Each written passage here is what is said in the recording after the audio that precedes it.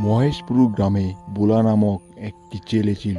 সে ছিল খুবই ভালো ও বুদ্ধিমান। তার বাবা অনেক দিন ধরে অসুস্থ, তাই সে কাজে যেতে পারছে না। তারপর বুলা তার বাবাকে বলল, বাবা, তুমি তো অনেক দিন ধরে অসুস্থ, কাজেও যেতে পারছো না। তাই ভাবছি আজকে আমি কাজে যাব। আচ্ছা বাবা, সাবধানে যেও।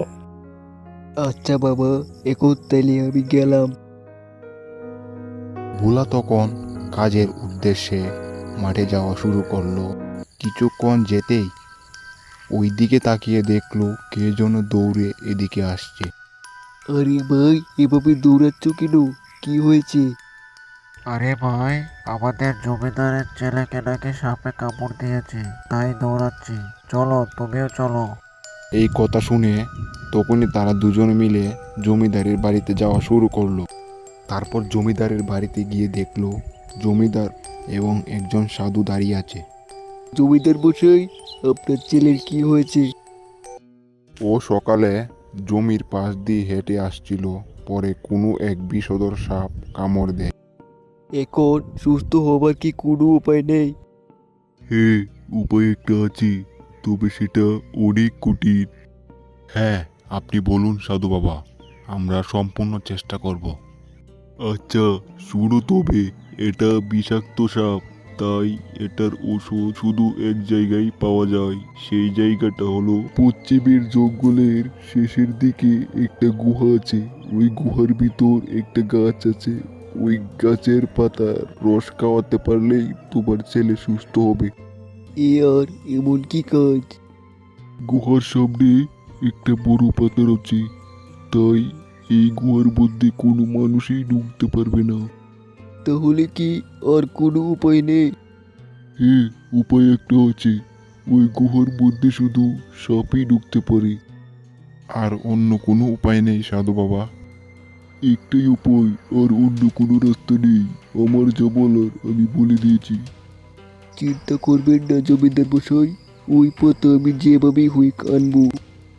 সাধু বাবা, আপনি শুধু বলেন সাপটাকে কোথায় পাবো? যেহেতু জমির পাশেই কামড় দিয়েছি, তবে সেখানেই পাওয়া যেতে পারে। আচ্ছা, আমি এখন আসলাম।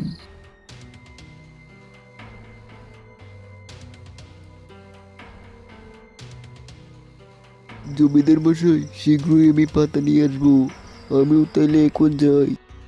এই বলে বুলা তখন সেখান থেকে চলে যায়। কিছুক্ষণের মধ্যেই জমিতে চলে আসে।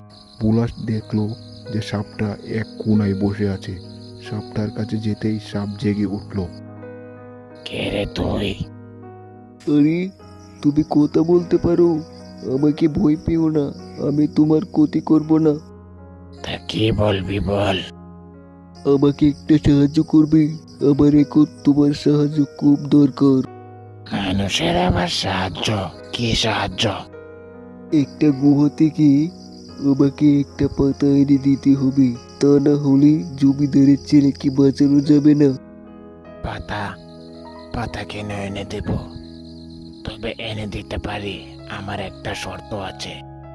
কি শর্ত? তোমরা মানুষেরা কোনো কারণ ছাড়াই কোনো সাপ পেলেই মেরে ফেলো। আমাদেরও তো একটা জীবন আছে, এটা একবার চিন্তা করো না।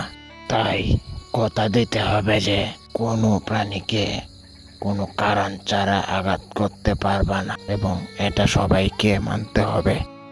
আচ্ছা ঠিক আছে, আমি সবাইকে বলবো যে কোনো কারো ছাড়া কোনো প্রাণীকে যেন না মারে। তোমার কথা শুনে ভালো লাগলো। এবার বলো কোন গুহা থেকে পাতা আনতে হবে। এ, তুমি আমার সাথে চলো। তারপর তারা দুজনেই রওনা হলো ওই গুহার উদ্দেশ্যে। এটাই সেই গুহা।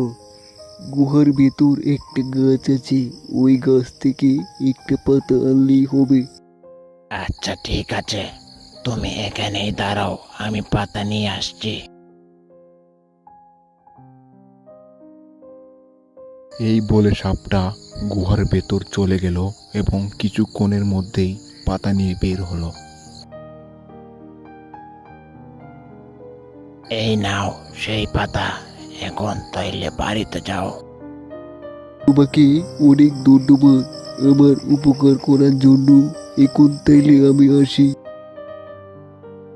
এই বলে বুলা তখন সেখান থেকে চলে যায় এবং কিছুক্ষণের মধ্যেই সে জমিদার বাড়িতে চলে আসে।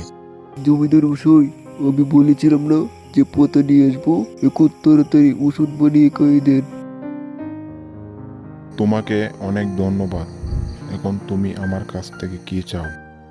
আমার বাবা অনেক অসুস্থ, তাই কিছু টাকার দরকার ছিল। এই নাও, এখানে কিছু টাকা আছে, আর এই টাকা দিয়ে তোমার বাবার চিকিৎসা করাও। বুলা তখন সেই টাকা নিয়ে বাড়িতে চলে যায় এবং তার বাবার চিকিৎসা করা।